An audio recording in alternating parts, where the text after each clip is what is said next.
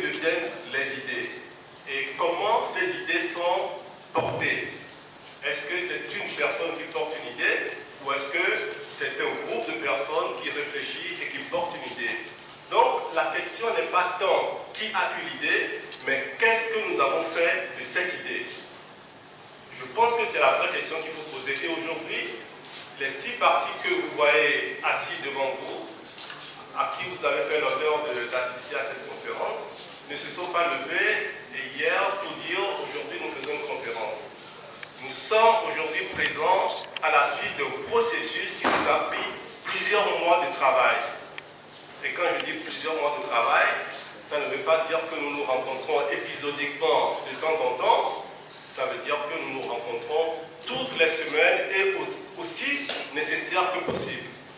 Donc ce n'est pas un travail à la va-vite, c'est un travail réfléchi parce que nous savons que notre pays est dans une situation qui nécessite des idées nouvelles, de sortir des sentiers battus et surtout de redonner à la population ce qu'il attend de nous, c'est-à-dire de travailler la main dans la main, ensemble, pour que enfin on puisse créer les conditions qui vont permettre que les réformes soient faites, que la décentralisation soit effective.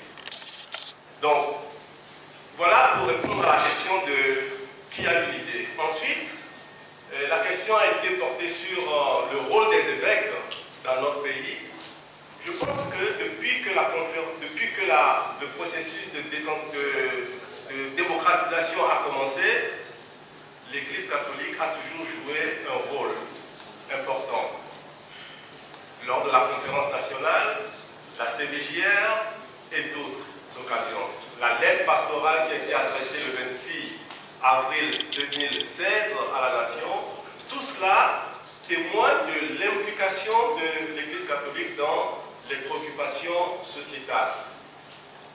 Et l'appel de 2016 a été une interpellation de toute la nation. Nous l'avons également écouté et nous en avons tenu compte.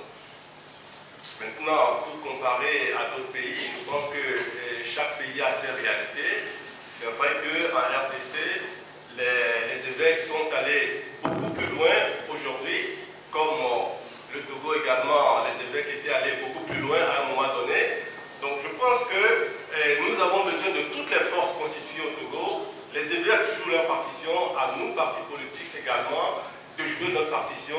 Et ce qui concerne le groupe qui est devant vous, eh bien, nous sommes venus vous proposer une idée que nous espérons inclusive, ouverte à tous et que ça participe à la réalisation de ce que nous attendons